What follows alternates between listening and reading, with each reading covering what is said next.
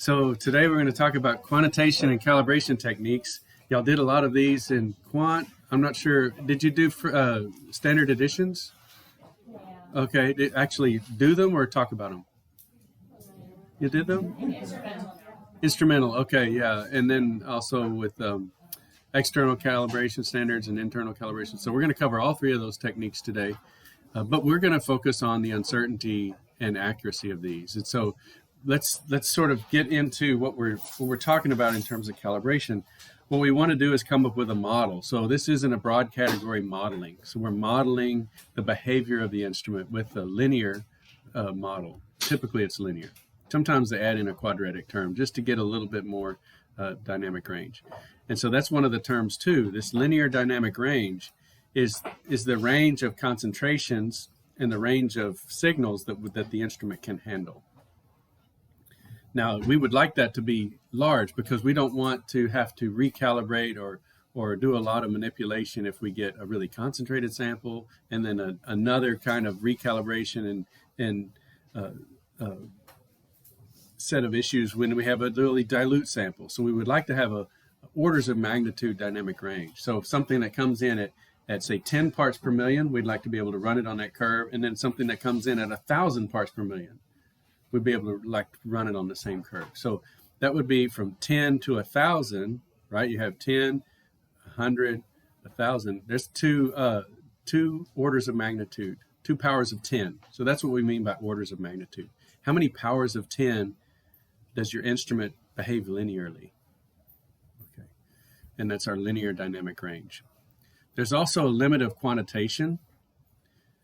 We have lots of limits here. We have limit of quantitation and limit of detection, so LOQ and LOD. And so the detector can detect a signal, but that doesn't mean it can confidently tell you how much it is. Your model is telling you how much is there. So there's a higher limit of quantitation. And so this is the smallest significant meaning statistically significant. Okay.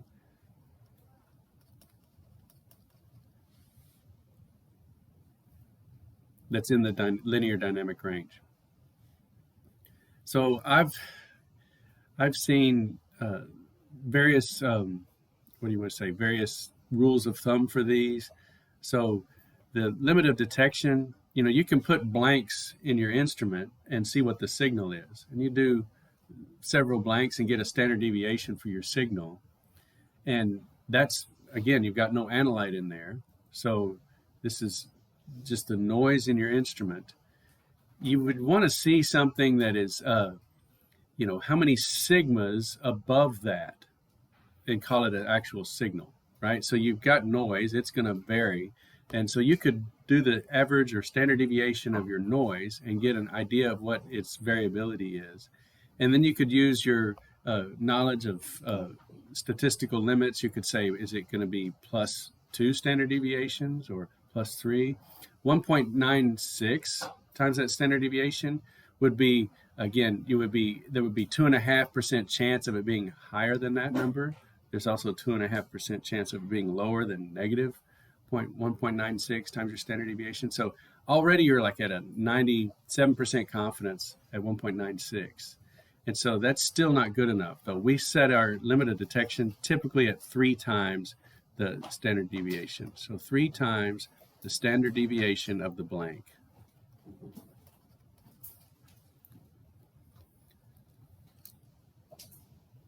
So that's a pretty low probability that your noise is just going to give you that signal. So we were going to say, now we've detected it. We've detected some signal. So that's our limit of detection. What about quantitation? Okay, this could be governed by your calibration model, but it could also be, again, a rule of thumb. If it's not 10 times, I should have said, instead of S blank, it should be 3 times S blank, 3 S blank. This would be 10 times the S blank.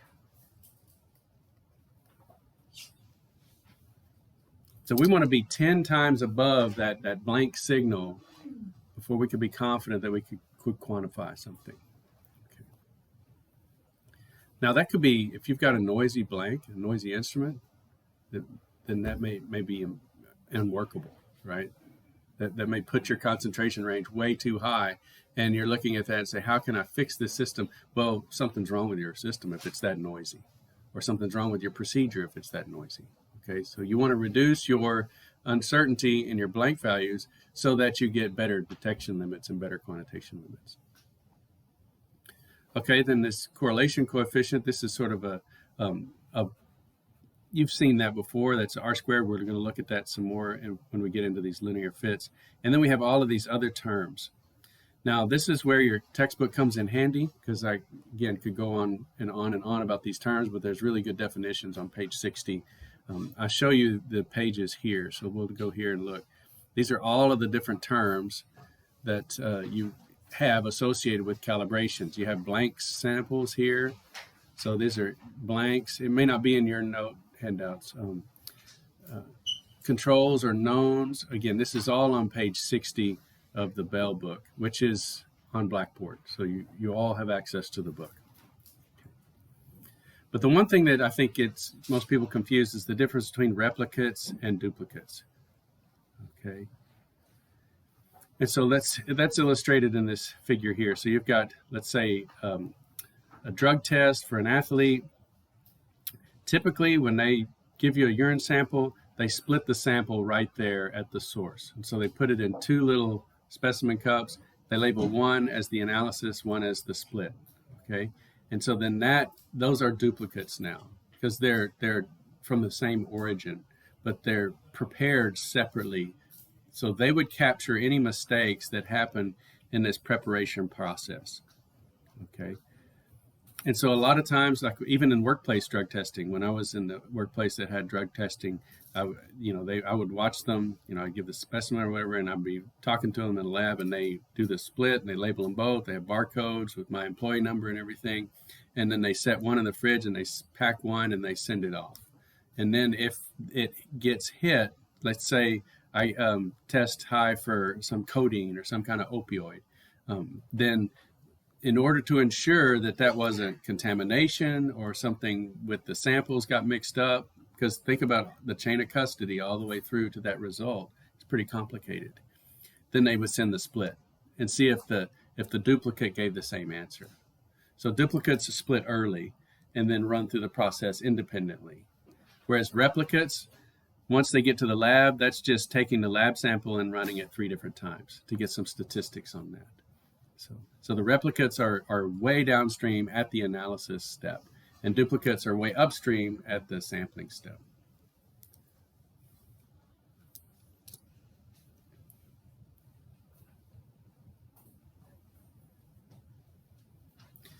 I put up here this, I'm judging this. This is from the book figure.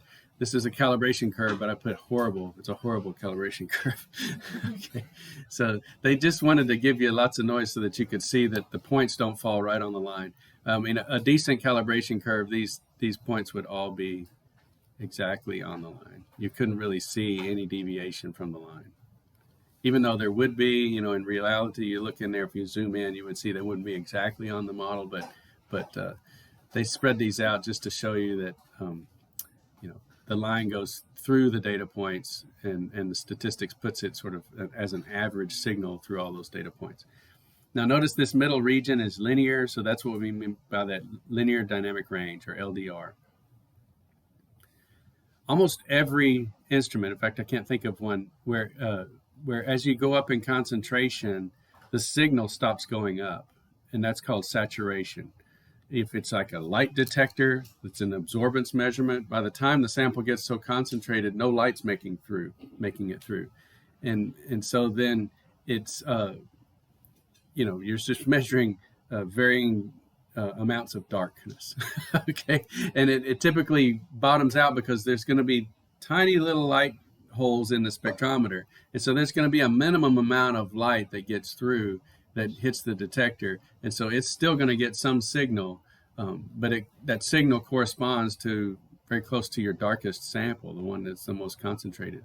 But then the signal doesn't change because what you're looking at now is just the light leakage in the instrument. GC detectors, again, they may have a mass spectrum detector, and it corresponds to increasing substances, but after a while you're just overwhelming the detector with signal and it just can't see anymore. So you're giving it more concentration over here, but the detector's overwhelmed, and so you've saturated the detector. So this is not the linear range. You see it starts to curve, so not linear. So we want a region where we can model it well. And so most of these will just be a linear fit to the spectrum. And so we have this linear range. Then down here, when you've got almost no sample in there, then you're just dealing with variabilities in the blank. And this curve is ridiculous. I don't know. So down here, if you were to do blanks, you have noise. 3 times that noise level would be your limit of detection, 3S blank. And then your limit of quantitation will be 10 S blank.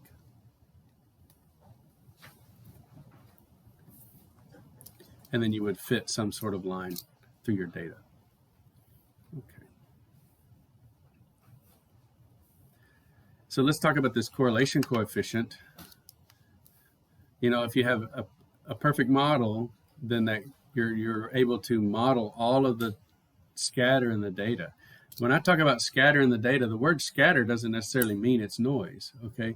If you put all of your concentrations in and you get exactly the same value every time, there's no scatter in the data, okay? But if there's a trend, how much of that scatter is captured by your model? And so notice how the data points are different at each one of these spots. So data point 2 is different than 1, and 3 is different, 4 is different, 5 and 6, they're all different. And so there's some differences in the data, and your linear model captures 100% of that difference. So that's the concept I want you to try to get across. There's differences in the data. How much of those differences are captured by your model? And in this case, we have a linear model, and then we're capturing 100%. So R squared is the percentage of the scatter in the data that's captured by your model. So if it's at 1, that's 100% of the changes in your data are captured by a linear model. Down here, notice how the data, if I were to connect it, goes like this. Let me go like that. And notice how when I connect the data points, the zigzaggy red line doesn't look anything like our model, right? So it's not capturing any of the variability in the data. And so I have an R squared of 0 because the data is going all over the place and the fit doesn't match. Whereas up here, if I were to connect the data points, the connected data points look just like my model line. It's a perfect match. Now, how do we calculate R squared? This is the way you calculate it. We're using this SXY, SXX, and SYY. These are the sums of squares. So many times you'll hear this called least squares analysis. Okay, and so R squared is this ratio of the XY's squared divided by the X's and the Y's. And so this is how we calculate these. So this is the sum of the data points squared. So we square them first, and then we add them together. Okay, and then this one is we add them together, then we square the sum. Look where the parentheses are. And then we divide that by the number of data points, and then we take the difference, and that's the SXX value. Okay. Now, what do you think the Y one would be? Well, just change these X's to Y's, and that would be SYY. So it would be the Y's squared added together, and then you subtract the sum of all the Y's, you square that sum, divide by n, and then you take the difference, and that would be SYY. And then XY would be, instead of X squared or Y squared, you have X times Y. And then here you have the sum of the X times the sum of the Y, all divided by n, and that would be the SXY value. This is fantastic. These are 3 little easy calculations, some sums and squares. Okay, you could do this in Excel so easily. And then once you have these values, you can get R squared. You can get M. M is the SXY divided by the SXX. So you could solve for M if you had a set of data. So easy. Okay. Now, maybe you did this by hand, I think in algebra years ago, this least squares analysis, do it with your calculator. But I've used this in Excel a lot. If I just want to not worry about plotting and doing a trend line, I just want to keep it in the table and make my formulas. I can have a table of data, and up above, I can calculate M and B and R squared, so I can see how good my data is. So use this page, put a star on it and say, okay, now I know the formulas for M and B. And you can make your own trend lines. It's really nice. Okay. And then here's, of course, the y equals mx plus b. That's the model equation. So this is our model. And that's the r squared for our model. And this is how you calculate m, and this is how you calculate b. Now for the b value, it's the average y minus the m times the average x. So what's the average x? Well, it's this middle range. That's x bar. So it's if I have all of those x values, this is the average x. And if I have all of those y values, this is the average y. And you can do that. That's an Excel formula too. Just the y column, take the average of it. The x column, take the average of it. Take the difference, mx, the y minus mx, and you've got b.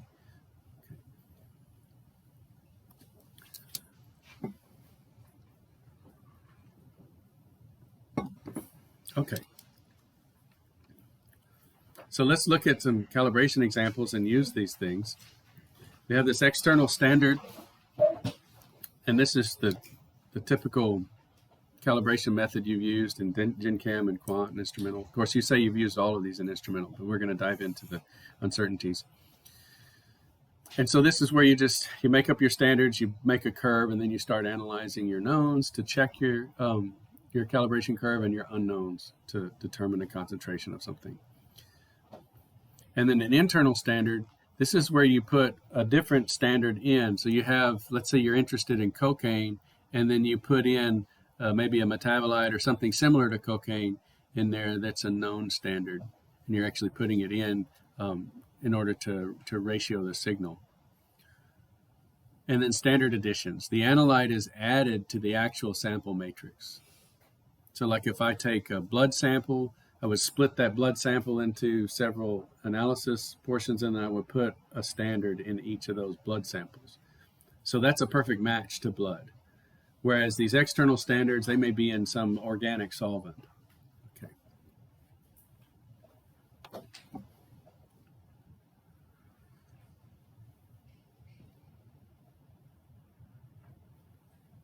Are there any terms on here that you need clarification for? Like matrix, that's so you have your analyte and it's in a matrix. Okay, it's not the mathematical matrix. Okay, it's all the other stuff. If it's an organic solvent, then that's the matrix. If it's a blood sample, then blood, including all of the platelets and the cells and everything, that's the matrix. Now, typically they homogenize it. So you want to destroy all of the cellular structures. You have these little micro blenders that you can put in there, and they just destroy all the cellular material. Some of them are ultrasonic. You put it in there, it's a strong enough ultrasound wave that it destroys the cell membranes and releases all of those compounds. But think about what you have now. All of this lipids and proteins and all this cellular destructed material in there with your analyte. So that's the sample matrix. That's really complicated, including enzymes that chew up your analyte. So the person's gone. You've got their blood, but they still have enzymes in there, and those enzymes can still do metabolism. And so your sample can change over time and so on. So it's a lot of things going on. So the matrix is a really important concept. So this external standards, we're going to analyze 125 part per billion cocaine in blood. So we have this lab sample of blood that has 125 parts per billion of cocaine in it. We know that's the true value, so we're testing our system. And so we want a system. If we're going to use external standards, we really want a minimal matrix effect. What is an effect? I would say a matrix mismatch, right? A minimal matrix mismatch. If you're going to use the external standards method. Now, in our particular case, we have a huge matrix mismatch, okay? So the sample is blood, but the external standards are various amounts of cocaine in an organic solvent. So we take cocaine, dissolve it up in acetonitrile, and set it up in our autosampler tray and run all of our samples. So we've calibrated the signal of our method, say it's a GCMS, which, you know, should the matrix make much difference? It just gets the cocaine over to the detector, and the cocaine comes out and is detected by mass. There's really nothing for the matrix to do with the detection part. But there's a matrix mismatch in the sample while it's all together. And so maybe that's a significant thing, maybe not. Okay, so we would want to make sure that if we're going to use this external standards method, that we weren't having any kind of matrix issues. And so the organic solvent's not blood, this may cause problems.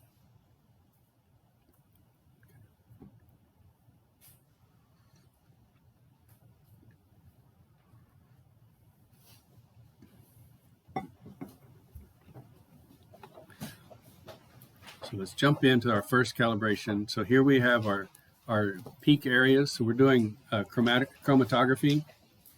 So we get a peak, we get a signal associated with that peak, we integrate the whole area. So we're not just taking the maximum value, because the maximum value could be affected by noise greater than the peak area. So we set our integration limits and we integrate the signal over that whole peak. Okay. And so here's our external standards. We had 20 parts per billion, 50, 100, 250, and 500, and these are our peak areas. Okay. So in terms of the cocaine samples, we have, going from 20 up to 500. So we've got, sort of one order of magnitude dynamic range, just to show you that. But look at our signal. It's a very steep signal. It goes from thousands, or like 10,000 up to 200. Let's see. Yeah, so 9,500 or 9,600 up to 210,000. So pretty big dynamic range on our y-axis. And here's our calibration curve. It looks really good. I mean, R squared is 99.94% of the scatter in the data is captured by our model. And here's our model. So we have our M here and our B value here. Now notice what I get from a trend line. So this is typical. You plot your data. You can add a trend line by clicking on the plus over here. If you hover on the data in Excel, you get a plus here, and you click on that plus, and you have lots of options to add. One of those is a trend line, and you get a trend line, and it says linear or exponential or whatever. Pick a linear, and you get this. You can click show equation on the chart, show R squared, and you get all of these values. But what's missing from this? So you put your PChem hat on and look at the screen. Like, if this is all you got, what's missing? Yes, exactly. So we would get M, but what's the uncertainty in M? And we get B, what's the uncertainty in B? Okay. And so you need to do an ANOVA output. So you actually need to take this and go into the data analysis, and these are your X values and your Y values. Okay. So these are X values, and these are your Y values. And when you do that data analysis, the regression analysis in Excel, then you get this summary down below, and you get your B is your intercept, your M is your parts per billion cocaine, and then your SB, the uncertainty in your intercept, and the uncertainty in the slope value. Now I've highlighted the p-value, but if you didn't look at the p-value, look at the SB and compare it to B. What do you see? It's bigger, isn't it? So I always try to use a monetary thing because we kind of connect with money. You ask me, how much money do I have? I have $1,200 plus or minus $1,500. I might actually owe you $300. so I'm broke. I don't know how much I have, right? So what is B? 1,200 plus or minus 1,500. So that tells you there's a problem with B. Okay, and remember, our null hypothesis is that B is 0. Okay, and so the p-value is the probability that B is 0, and there's a 48% chance that B is 0. Remember, if it's 5% or more, we're going to set B to 0. Okay, so it's way more than 5%, 0.05, and so we're going to set B to 0. So p-value is the probability that the null hypothesis is true. What is the null hypothesis? That m and b are 0. And so we're looking at that p-value and we're saying b can't be statistically supported. So I'm not going to use it. If I can't support it statistically, then I'm not going to use it. So how do I get rid of b? Do y'all know?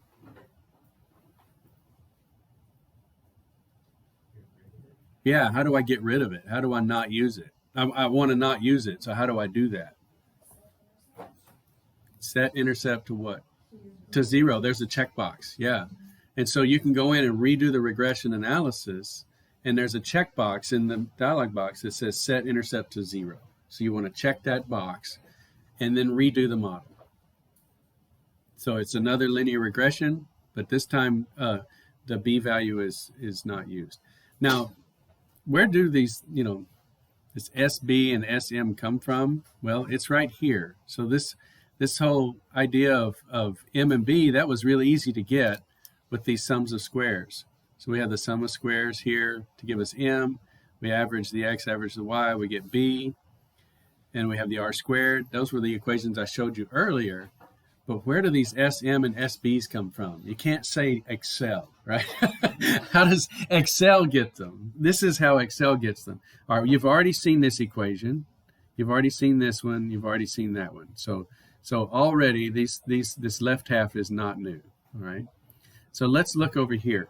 There's some S calculations. So these little s's, these are uncertainties or standard deviations.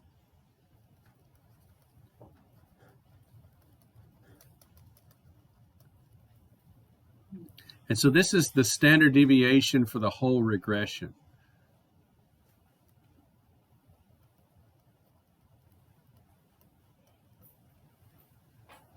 The only reason we calculate that number is because it's used to get the M value, the M standard deviation. So we need to calculate that one first.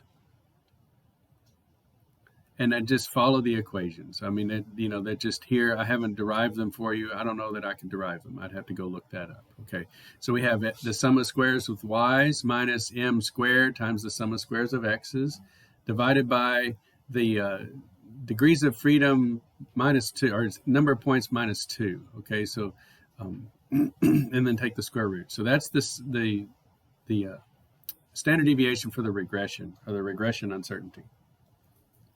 Then we take that SR and divide by the square root of SXX, and we get SM. So now we have M plus or minus SM. So that's the plus or minus piece for the slope. And then we use that same standard error for the regression to calculate SB. And so this is it calculated. I just incorporated SR here in case you wanted to just do it in one step. But anyway. So here's SB, so then we have B plus or minus SB. So that will at least tell you how big your uncertainty is for each of those. And you could put those in Excel too if you ever wanted to make your own regression line for a data set. You could also put SB and SM, and you could say, wow, SB is greater than B, so then I'm not going to model it, and I'm just going to model it with y equals mx. Okay, now I don't have the equations for p-values, so I'm sorry. How do you get the p-values? You do the regression analysis and the ANOVA. Okay, but at least I can get you this far. I can get you R squared, SB, SM, M, and B, and so that's great. So if we go back and we could format that trend line. In the trend line, we could set the intercept to 0. And so now you see it doesn't show up in the trend line equation. And then we could also do the full ANOVA again. And you see now the coefficient is set to 0. There's non-applicable. That's what NA stands for. Not applicable. So it doesn't apply, not applicable. So it's just saying there's no statistics associated because by definition we set it to 0. And then all of the uncertainties and the noise in the data goes into the M calculation, and typically you get better uncertainties. The uncertainties shrink because we put them all into this one particular term. And the p-value typically improves. So look at our p-value for the m. It's 10 to the minus 8. So if we go earlier, it was 10 to the minus 6.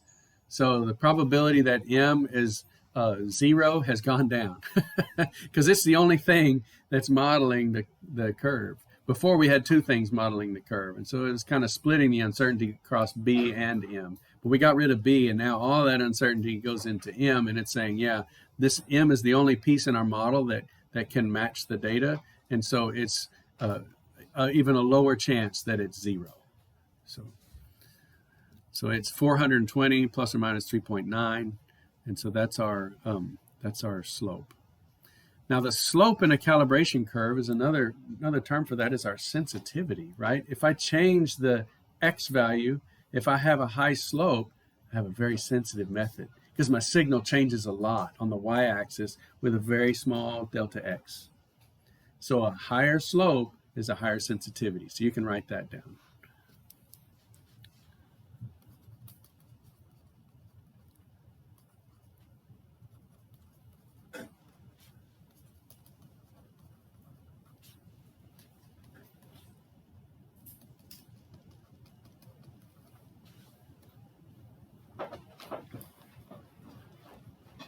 Does everybody understand that concept? Change a little bit of X. If it's a really steep slope, I get a huge change in signal. So I can tell the difference between 100 and 101 parts per billion because one more part per billion gives me 420 signal change. Yeah. Okay. Now we've taken this propagation of uncertainty here. We've got our Y values. So then we put in our check sample. Our check sample gives us an area of 28,632. So we're down here, this is 50,000. So we're coming in at 28,000. 28,632. So that's my check sample. And it's supposed to be 120, what did I say, 125 parts per billion? And it's hitting the line here and coming out at 62 or 68.2.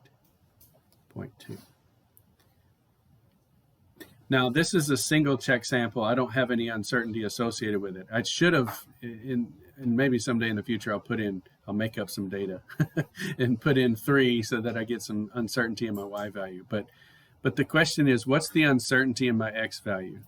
So 68.2 plus or minus what, right? And does that include the 125?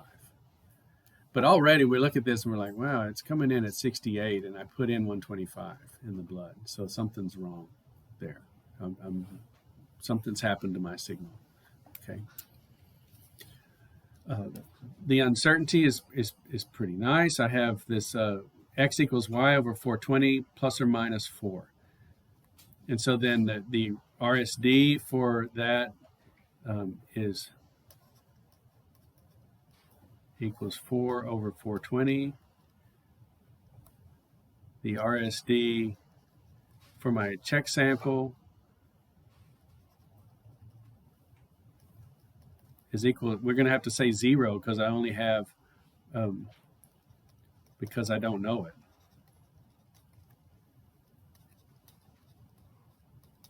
I only ran one sample, right? So I don't have an RSD for that. So that's going to be the RSD for my result. And so you see this is about 1%, 4 over 400.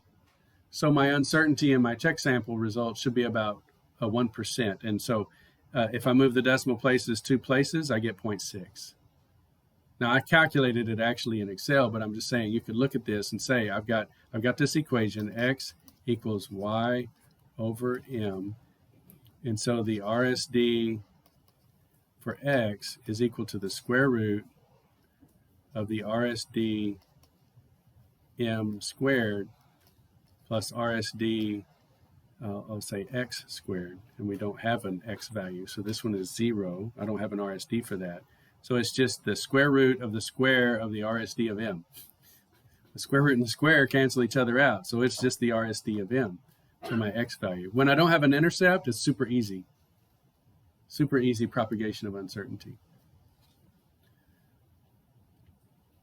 And so it should be about 1%, and it is. It's 0.6 parts per billion. So I'm really precise on that number. It's 68 plus or minus 0.6, but the true value is 125, and so my percent error is I'm low 45%. So remember how to calculate this. This was in that earlier spreadsheet that y'all did. So it would be 68.2 minus 125 is the absolute error, okay? And then if I divide that by 125 times 100%, that's how I get my percent error.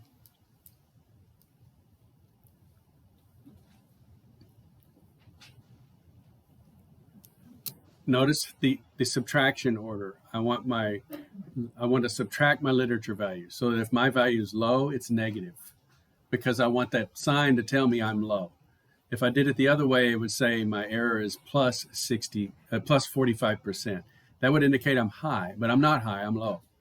And so you always want to subtract your known or literature value from your sample. Okay. Any questions on this page? There's a lot going on. All right. So yeah, it was just some indications, some things that I wanted to point out. Okay, so if I calculated it with B, let's look at that one. So again, I've shown the little algebra here, y equals mx plus b with the uncertainties. If I solve for x, I have the numerator and the denominator, and can calculate those propagation of uncertainties. So this is where we would calculate that numerator, y minus 1213. So y in this case was 28. Let's see, let me go back. 28,632.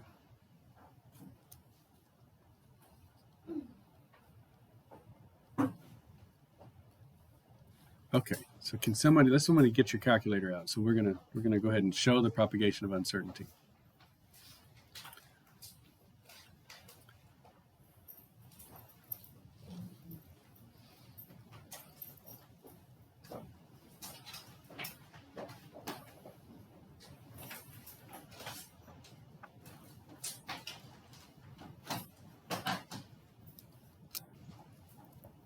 So as you calculate these things, please be bold. If you calculate this number, don't just keep it to yourself. Go ahead and raise your hand and tell me so that we can go through this pretty quickly.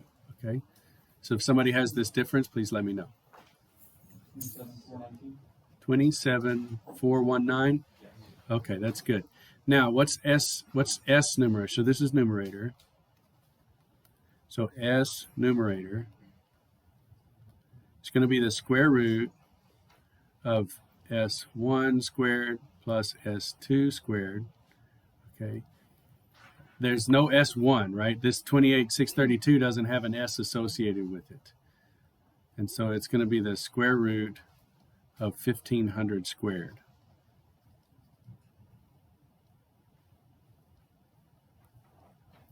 Which is just 1,500.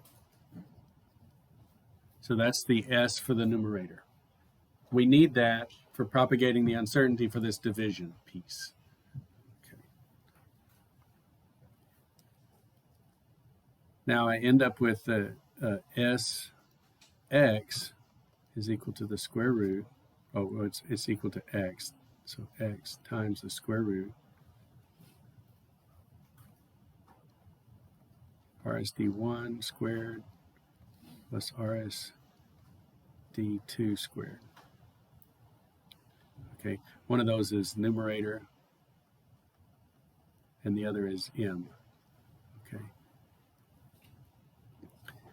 so that is 68 point, let's see what I calculated as, 65.8.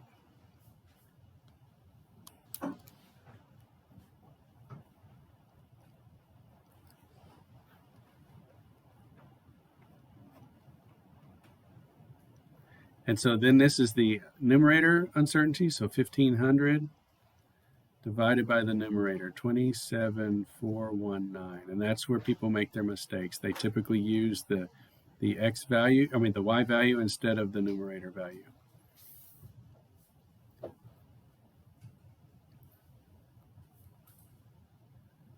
And I only have one term because I don't have any uncertainties for this y right here.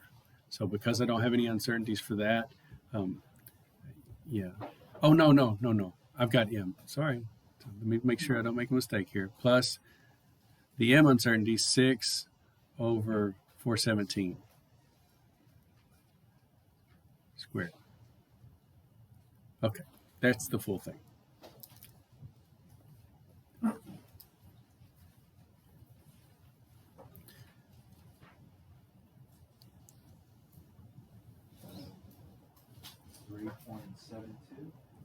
Yeah, good job. 3.7. Got it. So it's right here on the chart. So that's our uncertainty. Notice our uncertainty increases when we use the poorer model. That may not always be the case, but in this case it is. 3.7 parts per billion. It still does not encapsulate the 125, and it's also not justified because we have a bad p-value. But I wanted to show you this uncertainty just to show how to calculate it when you do have a b. You got to do the numerator, and you got to take the account the RSD of the numerator. Okay, does everybody catch that? Okay, all right. So our CV again is that RSD times 100%. So this is 3.7 divided by 65.8 times 100%. That's CV's coefficient of variation. And it's just a way to say of my 65.8%, if it's 65.8 parts per billion, what percent of that is uncertain? So 6% of that is uncertain. So our percent error is negative 47. Okay. So that's what we would have gotten if we used the B model, the model that included B. It's not statistically justifiable, but I wanted to show you the propagation of uncertainties.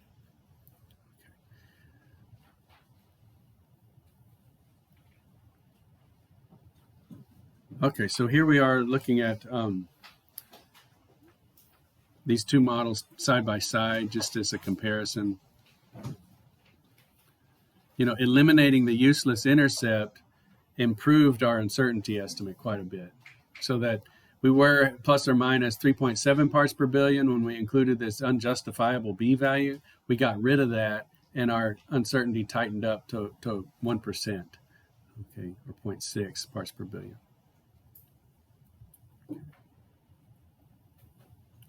So let's do the internal standard method. Maybe that'll improve things. So now we take, because there's blood and organic solvent, we have a matrix mismatch. Let's try to account for that matrix mismatch by using a second standard that's not cocaine, that we analyze with the cocaine. So we have cocaine, varying concentrations, and then we put the same standard in every one. Okay, this requires a selective instrument because we're adding in another species, and so we need to separate them. And so chromatographic instruments are really selective. They separate things. And so that's, it can select different compounds. You can have 20 compounds in a chromatograph and analyze all of them. Whereas in infrared, you cannot put 20 compounds in there and analyze them because all the spectra are right on top of each other. So you would need to figure out, maybe you could do 2 or 3 in the infrared if you had a peak that was unique to each compound. So you could look at the CH stretch, and then you could have something in there that didn't have any H's at all, and you might be able to look at that, and then maybe something else that has a chloride or something that has a chlorine stretch. So you might be able to find individual peaks in the infrared, but it's such a busy spectrum. As you add more things to that fingerprint region, they start to interfere with each other. So there's just not as selective as a chromatographic method. And that's why chromatography is so useful for analytical chemistry. So here we have this, what I mean by this ratio signal, here's our parts per billion cocaine. That's the same as before. And we would analyze it and get peak areas for the cocaine. But then notice the xylocaine, which is a similar compound, but comes out at a different retention time, has a 75 in every calibration standard. Now, I know in today's lecture, we're trying to account for matrix mismatches, right? But really, internal calibration, internal standards is better for sample-to-sample variation. So this is critical if you're doing manual injections. Okay, so internal standards. I'll go and write this out.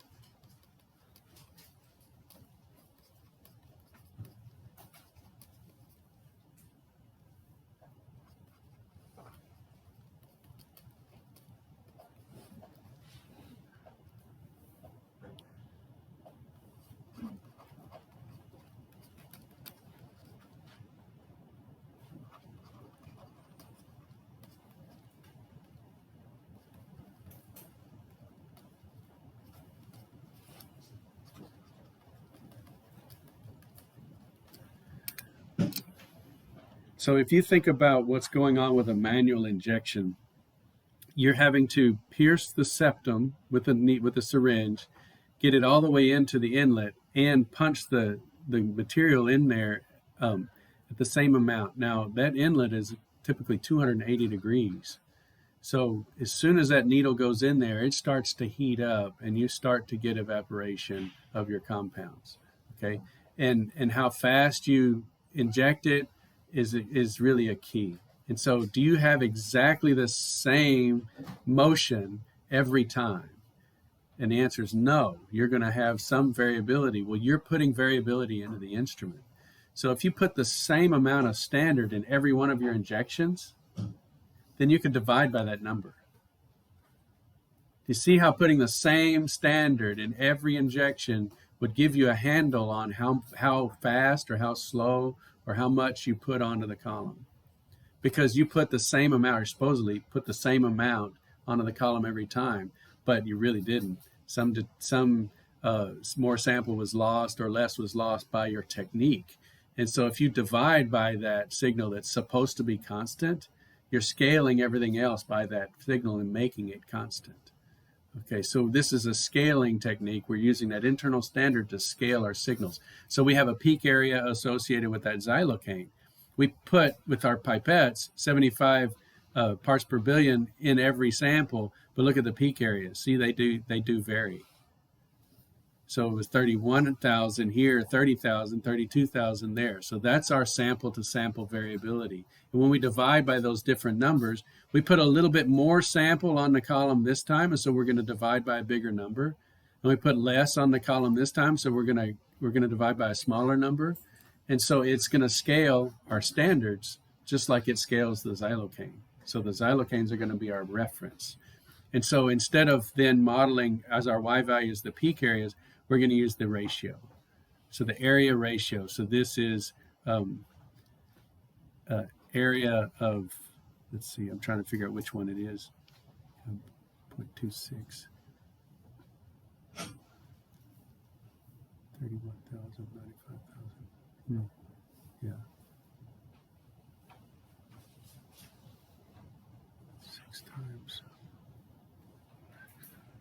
Yeah, so this is the area of the cocaine. I'm confused because it looks like they should all be greater than 1. No, this is 9,000 and that's 31,000. Okay, yeah.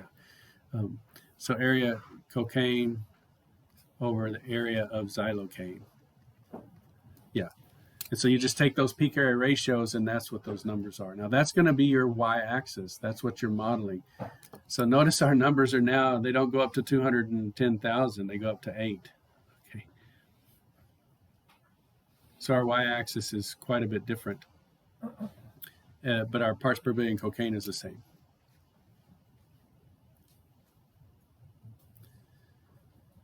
We talked about that. And so here's our ANOVA output. So we have the intercept and our p-value 40% chance that is actually 0. Okay. Let's go ahead and use this in the model though, just to show how our uncertainties improve. So if we have the check sample area and the internal standard area, the area ratio. So this is our check sample. We put in 125 parts per billion. And the 75 parts per billion of xylocaine. And we get this, and we get our ratio 1.72. So we put that into our model. So we calculate 126 parts per billion. Hey, that's great. You know, it was 125. we calculated 126, the true value, so we're 0.8% error. That sounds great. 0.8% error. And our uncertainties, 2%. So that's very good. Well, in my criteria, that's good. Remember, so less than 1 would be very good. And so we have our 95% confidence intervals. That would be the 1.96. 1.96 times the 3.1.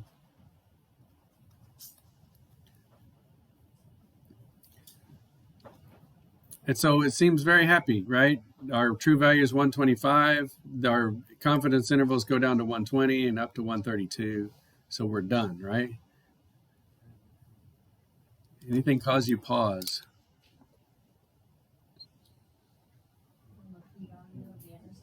Yeah, there should be a little red light in your head.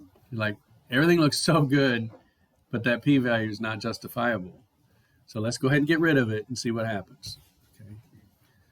So we set that intercept to 0, reanalyze the check sample in the area. We get 127.7 parts per billion, 0.9 uncertainty, a 1% CV, so that's good. It's improved. It was 2%, now it's 1%. And our percent error is 2.1% in terms of accuracy. And our confidence intervals now, this is a problem. It no longer contains the true value. The lowest limit is 125.8, and the higher limit is 129.5. So that stinks, because I got better precision because I got rid of that noisy intercept, but now I'm no longer capturing the true value. So that's disappointing. I did it right and got the wrong answer. Huh? I know, exactly. So once again, eliminating that useless intercept improved our uncertainty. We cut it in half. We were at 2%, now we're at 1%. So the statistical values improved. This is comparing them top and bottom. The top one has the intercept, the bottom one does not. But the accuracy got worse. Okay, so this is a dilemma. You've got a choice here to make. So what should you do in this case? So the word should, I want to make clear, science tells you what is. So this is what is, but your decision is an ought thing. Is and ought. That's called the is-ought dilemma. Okay, this little philosophy minute. Okay, when we start talking about shoulds, we're talking about ethics. Okay, so we're leaving science now and going into ethics because we have a decision to make. And no one is going to be on your computer checking to see what you did. So this is ethics in a room by yourself. Really the most important ethics, right? It's really easy to be honest when you have a microphone in your hand and you know that people are checking your numbers, but it's really hard to be honest when you're by yourself making these millions of little decisions. And so when I say what should you do, that's moral language. This is an objective moral duty. What should you do? So that's what we're talking about. And so let's take a little top hat on this question. All right. So,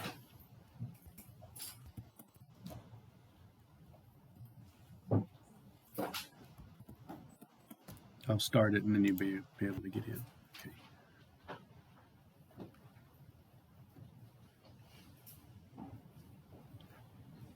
Well, let's see. Let me come back. It's not on the correct thing. Browser's on.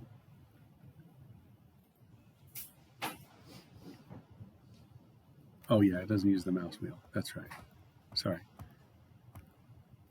Oh, wait a second. Where's my question?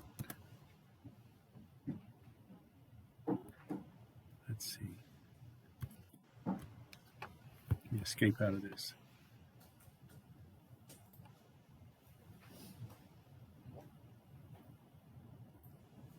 This is what I want right here. To present. Start presentation.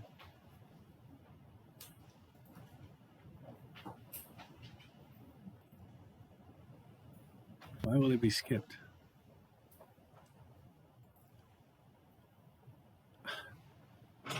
I'm upset about this. But basically, I was going to try to get you to answer a question with your own text, like in your own words, what you should do. So let's just articulate that as a class discussion. What should you do? Do the right thing. But what is it? What is the right thing in this case? Yeah, that's for sure what we're going to do next. Yeah, keep digging into it is the right thing. Yeah, there's something not right here, but I was just going to say, just keep, show the numbers. Like, yeah, my accuracy got worse. yeah, but to justify why you favor that one over the other, why do you? Because your uncertainty got better. Well, Improved, and then your statistical values improved. So even though it's the second one though, because better only knows. I guess you know if uncertainty improves, even if you don't know what the right answer is. So yeah, you could say the uncertainty got better because we got rid of the B value. But I think that the use of B, this is a language that you can use.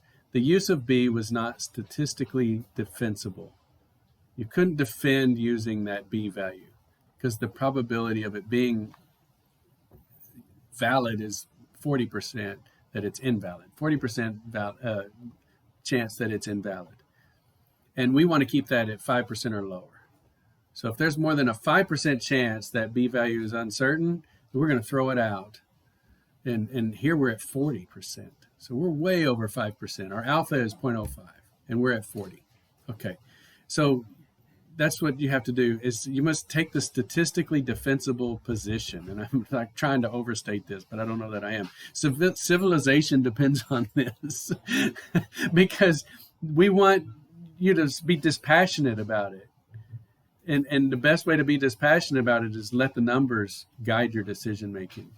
Now, that is not always possible, but in this case, it is. So if it is possible, let the numbers guide your decisions. Then you're not wrapped up in which outcome you want. Okay, you're just letting the numbers guide your decision making. Again, not everything can be reduced to numbers, but when they can be, let the numbers guide your decisions. Okay, so now let's look at the standard additions method. So now we're actually going to have a matrix match. So the actual blood sample that already contains 125 parts per billion cocaine is split into 4 samples. So that's before we had like 6 calibration standards and so on. But whenever you're dealing with standard additions, you're limited by how much sample you have. So this is going to be really hard to do on ocular fluid, right? You get a small amount, maybe a couple of mils. Now you could split that into, if you're injecting, say, 50 microliters or something, then maybe you could get 4 or 5 standard additions out of that. Okay. But still, it's going to be difficult. You're limited by the size of your sample. So then you add analyte in varying amounts to the analysis samples. So it requires enough blood to make 4 or more analysis samples. And then this is how you get your calculation of the parts per billion. The x-intercept of the calibration curve gives the initial amount of cocaine present in the blood.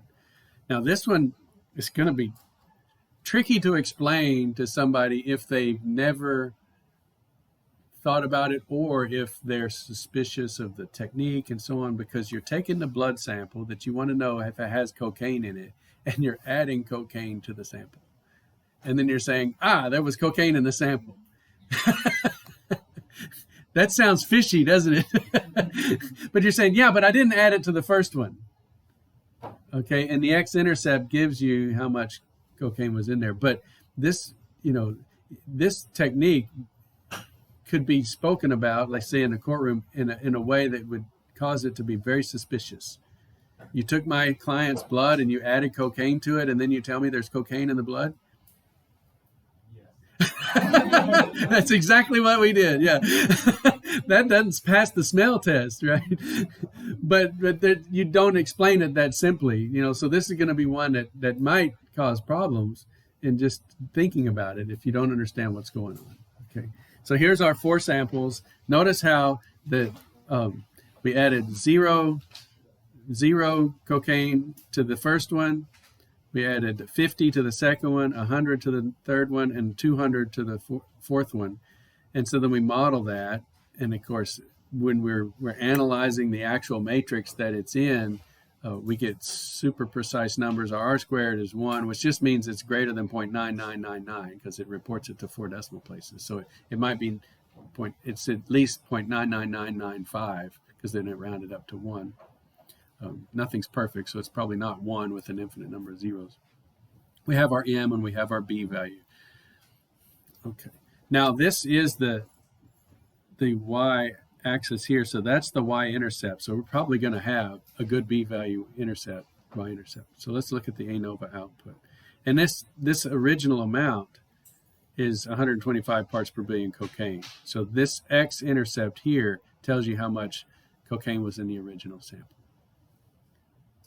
And so how does that work? Well, we added 0 to this. The only reason it has this much signal is because of the amount that was already there. And in fact, all of them have that 125 parts per billion. So they all start at this level. And then when we add 50, it brings it up this much more. And when we add 100, it brings it up that much more. And when we add 200, it brings it up that much more.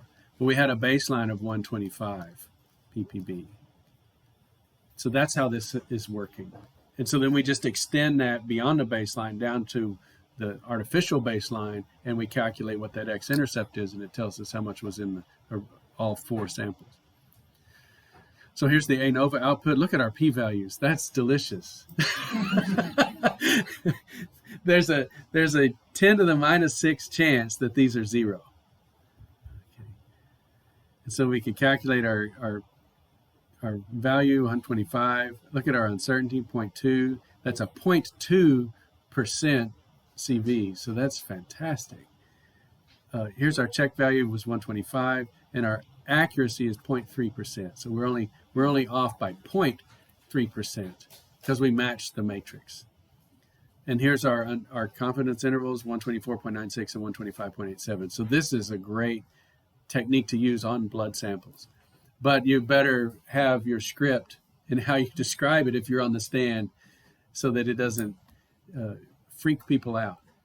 Like you took my client's blood and added cocaine to it, and now you're telling me he has cocaine in his blood. Yeah. So that's, I think, a fun ride through 3 different methods of calibration and statistical decision-making. And when you can reduce things to numbers, let the statistics drive your decision-making so that you're not doing what you think should be the outcome. You're not biased at all. Okay. So y'all have a great day.